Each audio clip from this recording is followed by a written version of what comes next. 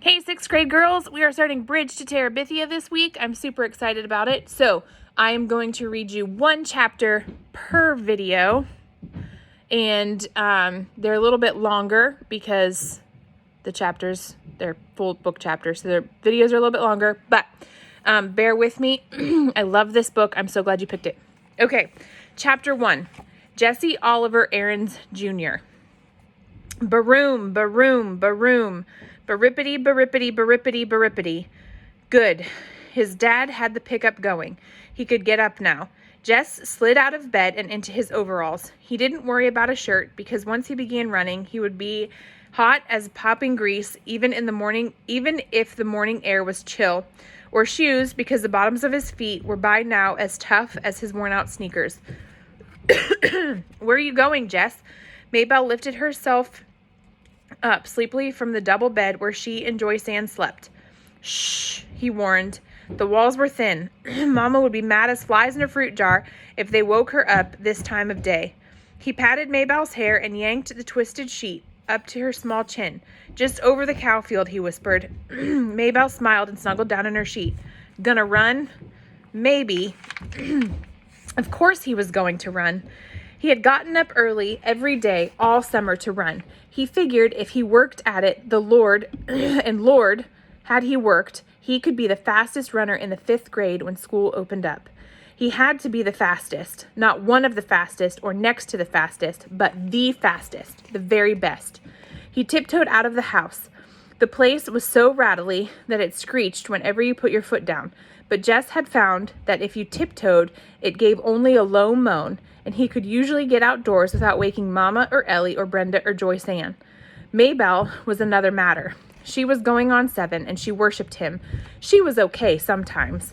When you were the only boy smashed between 4 sisters, the older 2 had despised you ever since you stopped letting them dress you up and wheel you around in their rusty old doll carriage, and the littlest one cried if you looked at her cross-eyed.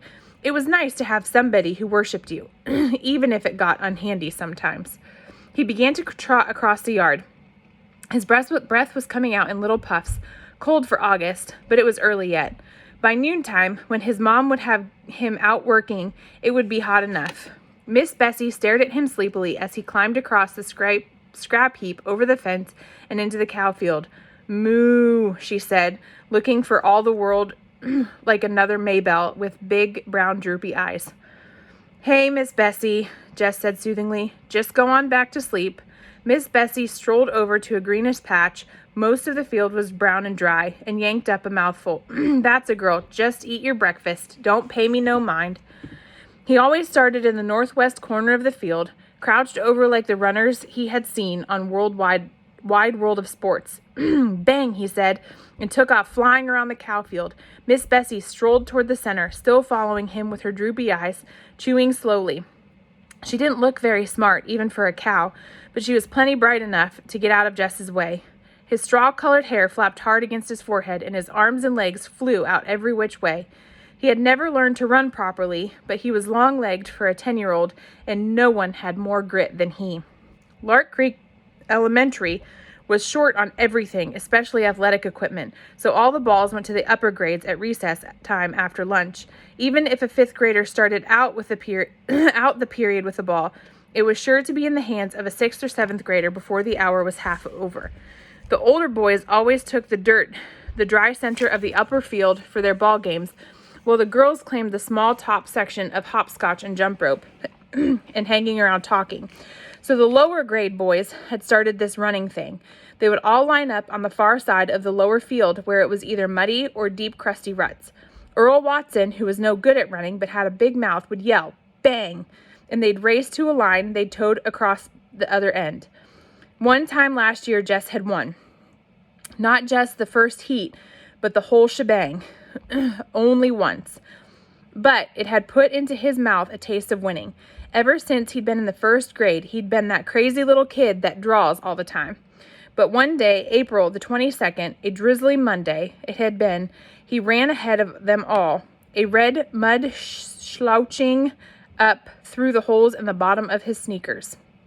For the rest of the day and until after lunch on the next, he had been the fastest kid in the 3rd, 4th, and 5th grade. and he was only a fourth grader. On Tuesday, Wayne Pettis had won again as usual, but this year, Wayne Pettis would be in the 6th grade.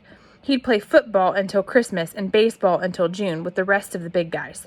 Anybody had a chance to be the fastest runner, and by Miss Bessie, this year it was going to be Jesse Oliver Aarons Jr. Jess pumped his arms harder and bent his head for the distant fence. He could hear the 3rd grade boys screaming on him. They would follow him around like a country music star, and Maybelle would pop her buttons. Her brother was the fastest, the best. That ought to give the rest of the 1st grade something to chew their cuds on. Even his dad would be proud. Jess rounded the corner. He couldn't keep going quite so fast, but he continued running for a while. It would build him up. Maybelle would tell Daddy, so it wouldn't look as though he, Jess, was a bragger. Maybe Dad would be so proud he'd forget all about how tired he was from the long drive back and forth to Washington, the digging and hauling all day. He would get right down on the floor and wrestle the way they used to. Old Dad would be surprised at how strong he'd gotten in the last couple of years. We have this little bit of tension here you can see between Jess and his dad coming up, the way, like what Jess wants from his dad and what he's getting from his dad, and he wants to make his dad proud, and it seems here like something's going on. His body was begging him to quit, but Jess pushed it on. He had to let that puny chest of his know who was boss. Jess, it was Maybelle yelling from the other side of the scrap heap. Mama says you gotta come in and eat now. Leave the milking till later. Oh, crud, he'd run too long. Now everyone would know he'd been out and start in on him. Yeah, okay. He turned, still running, and headed for the scrap heap. Without breaking rhythm, he climbed over the fence, scrambled across the scrap heap, thumped Maybelle on the head, ow, and trotted onto the house. Well, look at the big Olympic star, said Ellie, banging 2 cups on the table so that the strong black coffee sloshed out. Sweating like a knock-kneed mule. Jess pushed his damp hair out of his face and plunked down on the wooden bench. He dumped 2 spoonfuls of sugar into his mouth and slurped to keep the hot coffee from scalding his mouth. Oh, Mama, that he stinks. Brenda pinched her nose with her pinky crooked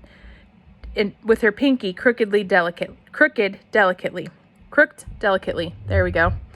Make him wash. Get over here to the sink and wash yourself, his mother said without raising her eyes from the stove, and step on it. These grits are scorching the bottom of the pot already.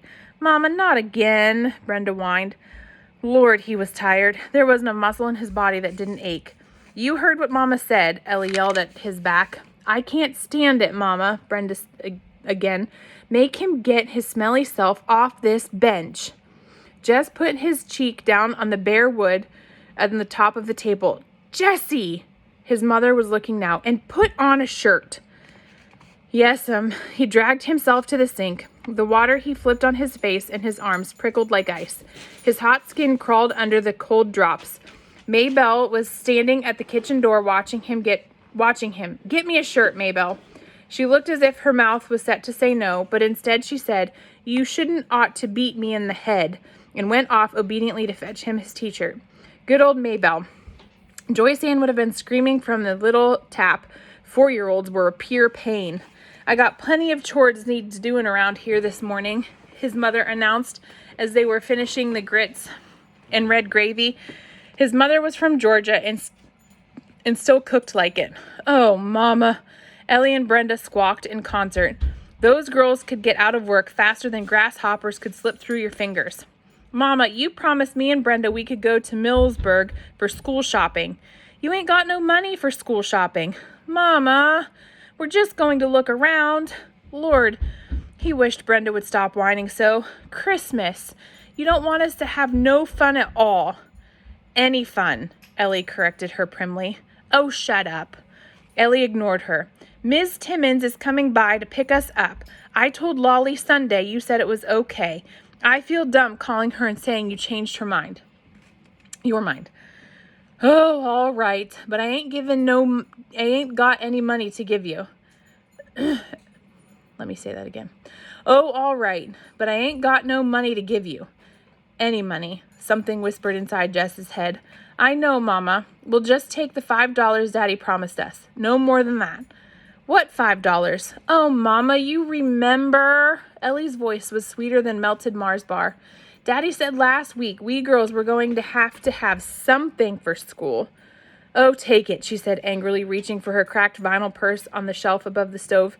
She counted out 5 wrinkled bills.